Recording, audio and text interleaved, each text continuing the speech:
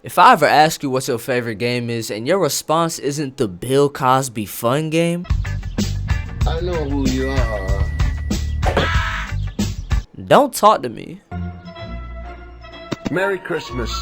Let me take you back to December 31st, 2020. It's New Year's Eve and the final day of what many consider to be the worst year of the century. This was a year that featured a global pandemic, a worldwide lockdown, bushfires, political scandals, protests, and the deaths of several icons including Chadwick Boseman, Diego Maradona, and Kobe Bryant. So it's only fitting that on the final day of this historically awful year, it would end with a bang. And that's exactly what happened. There were two major events that took place on this day. Number one, it was announced from his family that one of the most respected and gifted hip-hop artists of all time, MF Doom, had passed away 2 months ago at the age of 49. And number two, Adobe had officially shut down its Flash player after almost 25 years of operation.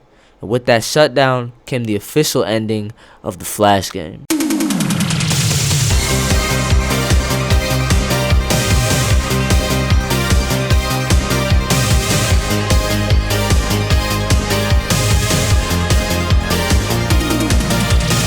To those that are unfamiliar, Flash games were basically just simple and easy to pick up indie games designed to run on most internet browsers for free. But despite their simplicity, these games range from a wide variety of genres. No two games that you play were the same. One minute you could be taking care of ducks and teaching them how to swim in duck life.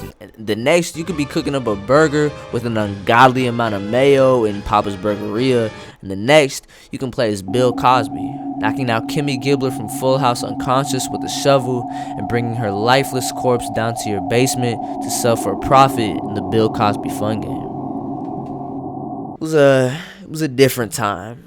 And I think I speak for a lot of people when I say that these games had a huge impact on my childhood and the way I experienced video games. Because my first real game system was the Wii. I didn't get one until my 11th birthday. So for the first decade of my life, I wasn't able to enjoy all the big budget, expertly crafted classics like Mario, Zelda, and GTA. I'm not gonna lie, it was a little tough hearing your friends at lunch talking about how much fun they were having running people over in San Andreas or shooting down aliens in Halo 3. But whenever those feelings of envy and sadness got to me, I would just go to the family computer, type in addictinggames.com, and all of my worries would just disappear.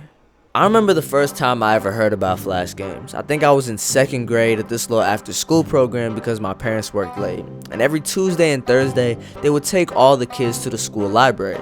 Now usually this time for me would be reserved for reading either Diary of a Wimpy Kid or Percy Jackson. But one day, I noticed that all of my friends were in the computer lab right next to the library. So I went in there and I noticed that everyone in the lab was playing this game. Specifically, a football Flash game on the ESPN website called Return Man 2 Zombies. Now this game wasn't anything special, and even among Flash game standards it was pretty weak. But to a 7-year-old me, this game changed everything. This was the very first Flash game I had ever played, and just knowing that I could play games in school on the computer for free opened up the goddamn floodgates. Anytime the teacher told us we were doing assignments in a computer lab, you may as well have told us that we were going to Disney World. Because best believe, when the teacher starts grading papers at her desk, we setting up traps in Bloons tower defense. The moment I see the teacher look away, I'm opening up a new tab and fighting cyborgs in Electric Man 2. Oh, Miss Johnson, you want us to work in partners? Oh, that's perfect, because the two of us are running Fireboy and Water Girl and solving these puzzles together. Oh, damn, I miss this shit. Anyway, there were a lot of websites to choose from if you wanted to play these games, but one of my go-tos, especially in class, was coolmathgames.com. It was a perfect system because anytime a teacher would ask why we were playing games in school, we would just tell them that these games were actually educational, hence the name Cool Math Games. The crazy thing was that there was some truth to that statement. Some of these games really did work and challenge the mind, like the Impossible Quiz, which, if you're at all familiar with this game, that title is not an exaggeration. But eventually the school saw through us and started shutting everything down. Now whenever you try to look up Flash games on the school computer, there would be an error saying that this website was not available at this school. And that really bummed us out for like a day. After that, we discovered the phrase unblocked games, which basically made that school shutdown obsolete. And aside from being a little more limited in our game library, it was business as usual. But of course, at school, you're not spending the entire day in the computer lab, and there's only so much time in the day to actually play these games. Luckily for me, even though my family didn't own a game console, we had a computer. And best believe when that computer was available, I took full advantage of the opportunity to play more games. And goddamn, I played so much shit, I don't even know where to start. It's crazy looking back how many just straight up remakes of popular games that I played on these sites were. Like, there would be games like Super Mario Flash 2 that was literally just a one-to-one copy of Super Mario World that actually ran decent. And then there'd be the ones that would just change shit up completely. I remember playing this game that was literally just the first Mario, but you could play as Link, Samus, Mega Man, Sonic. It was actually pretty fire and a really creative concept. But if we talking about the cream of the crop, the GOAT of these Flash remakes, there's only one right answer: Super Smash Flash.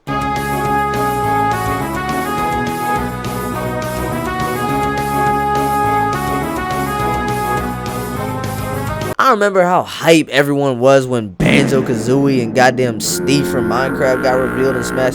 Bitch, I was running phase with Luffy and Naruto. Get on my fucking level. This game was so goddamn good. I remember when I got my first real Smash game, I was so pissed that I couldn't play as Goku. You know the game is good when there's still an active community and fan base for a Flash game. It's crazy. These games were so popular that the big three kids channels, Nickelodeon, Cartoon Network, and Disney, each made their own Flash games for their shows. I was watching Cartoon Network and this commercial came up advertising these games on their website, and I ran so fast to the computer that I slipped on the floor and broke my tooth.